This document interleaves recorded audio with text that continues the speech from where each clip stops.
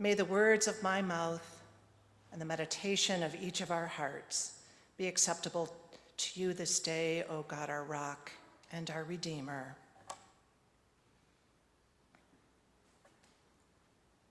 Last week, when Mike and I arrived a few minutes after the start of the annual meeting, it was because we came straight from our drive back from our vacation at the beach.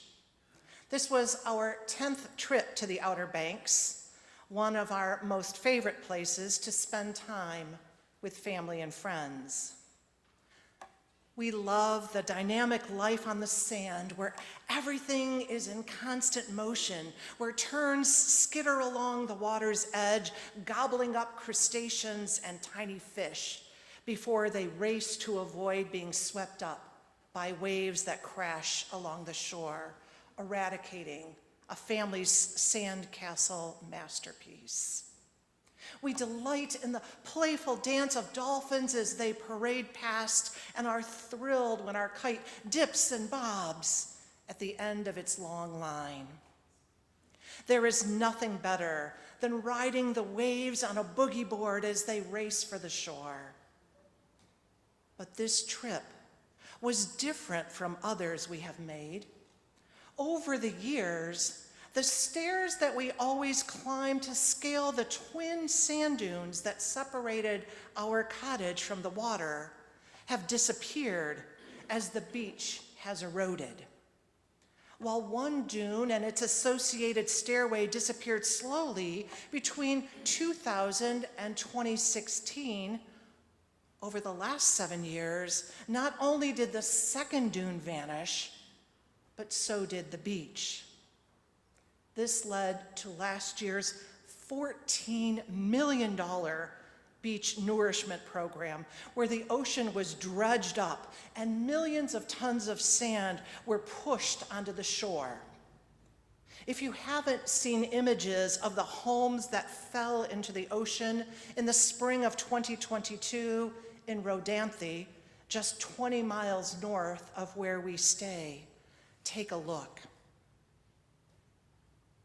Although riding the waves is one of my favorite things to do at the beach, our opportunities were extremely limited this year.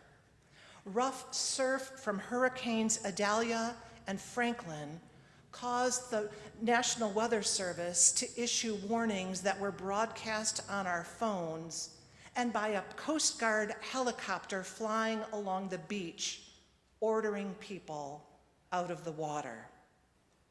We were finally able to go back in to swim near the end of the week, but the undertow was stronger than we've ever experienced it. In fact, on our last day, when I'd heard about the third drowning of the week just along our stretch of beach, my desire to swim evaporated, and I chose the pool instead. Clearly, something has to change. Scientists predict that the effects of climate change, if continued, producing stronger and stronger storms and erosion. At this rate, much of the beautiful and fragile set of barrier islands will no longer exist as soon as 2050. The majesty and power of water are both a thing of beauty and a source of terror. So when we recall the line from Martin Luther King Jr.'s "I Have a Dream" speech delivered on the Lincoln Memorial 60 years ago, on August 28, 1963, we are moved by its imagery.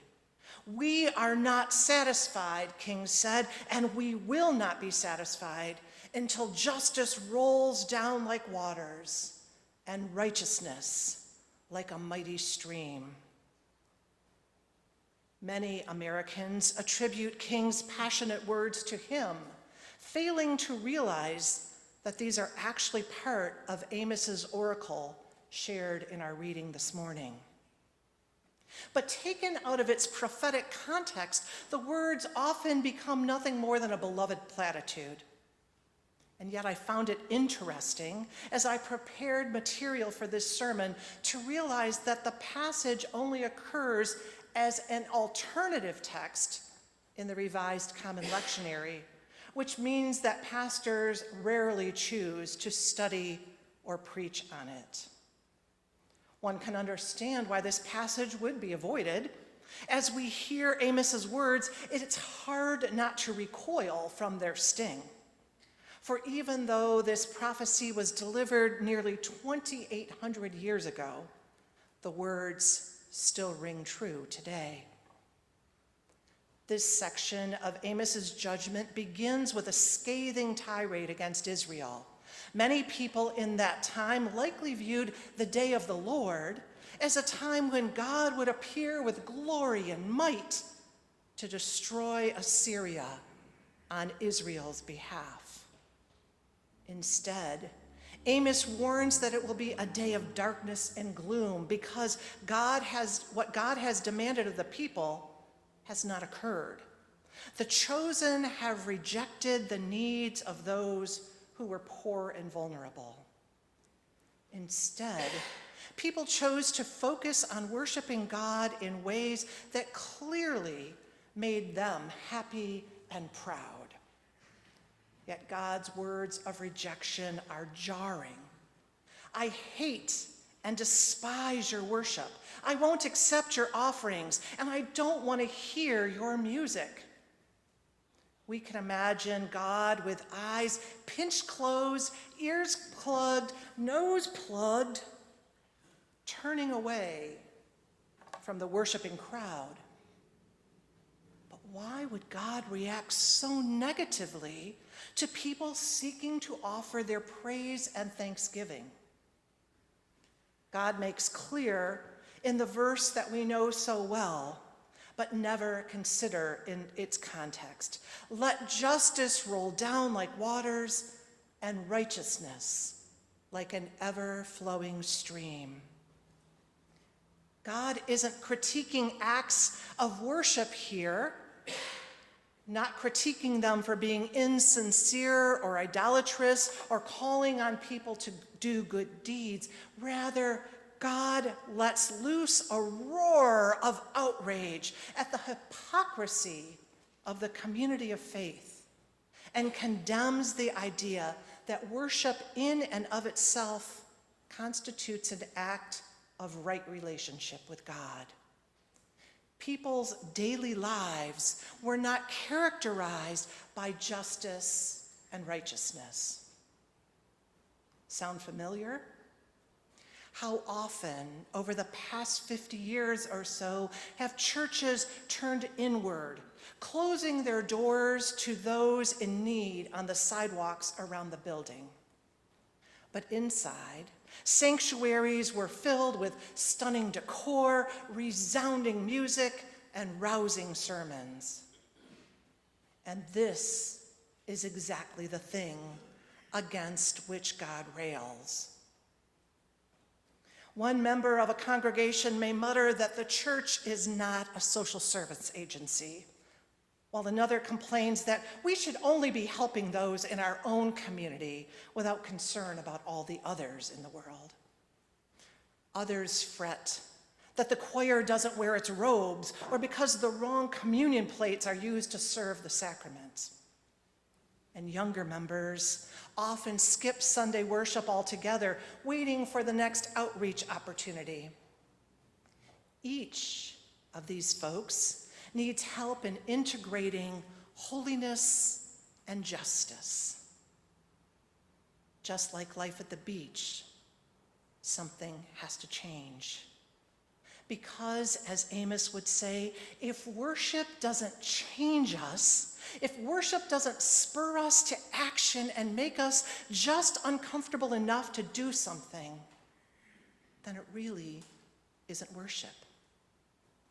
Something has to change because water is rolling down in Libya, in China, in India.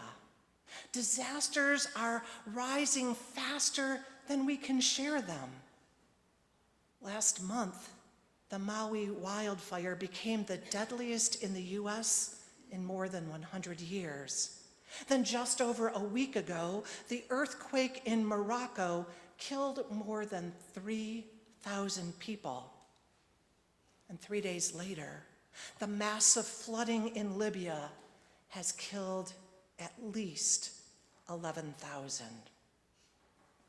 Yet the response to each of these disasters was so different.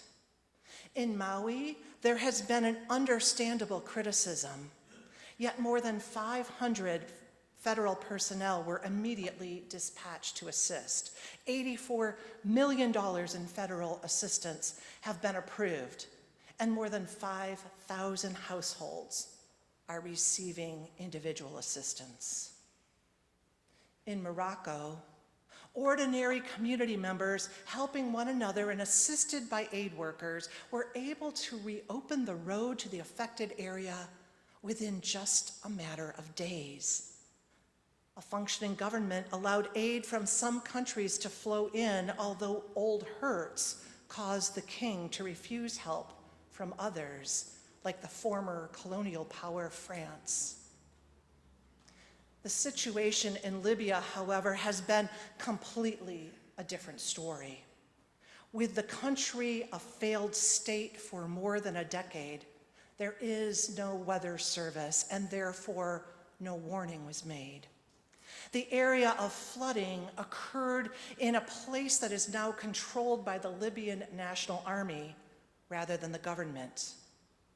So it's not clear what the status is or how aid can be brought to those most in need. Reports vary widely, and it's hard to get supplies.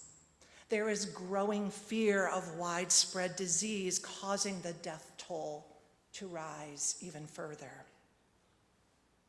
All of this is overwhelming, from the rapid changes at our vacation spot to the constant global disasters. And it's hard to know how to fix things or know how to assign blame. But clearly, a lack of justice and righteousness are adding to our troubles. Something has to change. And since change often takes more time than we seem to have right now to deal with these issues, we are in need of Amos's rebuke and God's stinging anger, even when those words are so hard to hear. As church is changing today more quickly than we can ever recall in the past, perhaps these waters rushing down around us are an antidote for a feeble faith where over the past many decades we have played at worship and religion rather than practicing it. Perhaps we need more Amos, balanced by a reminder that even with a rebuke, God's love and grace continue to surround us. Could this combination be a tonic for a church life gone vapid? Could justice and righteousness flowing like an unending stream be exactly what we need to find right relationship with God today? May it be so. Amen.